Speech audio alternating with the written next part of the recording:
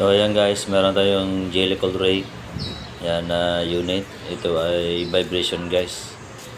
So ito yung sa engine support niya guys. So yan o. Yan. So yan mga power tools natin guys. Kailangan ng impact lens para paspas. Ayan. So fast forward tayo yan guys. So ready na pinakita kung paano magtanggal yan guys. So maluwag na yan guys. Tanggalan natin yan. Pang mabilisan kasi yan guys. Ating ginawa sa impact para madali matanggal ang ating engine support guys sa right side. Ayan.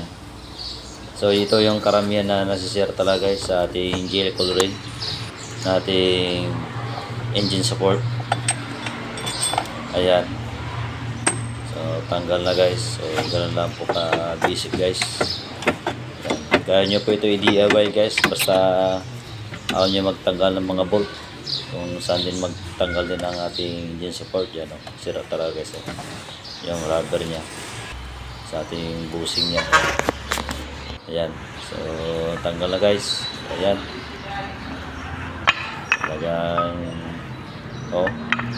kasi meron siyang coil spring yan guys na kanyan mark shock tinatawag. So yan o, nag-leaking na guys. So yan, bumigay na talaga yung rubber o. So yan ang mga kadalasan na sira ang ating engine support guys. So yan, ito na yung bago guys. So tingnan nyo. Ayan, so iba talaga yung kuha nila guys kaysa nasira. Ayan na.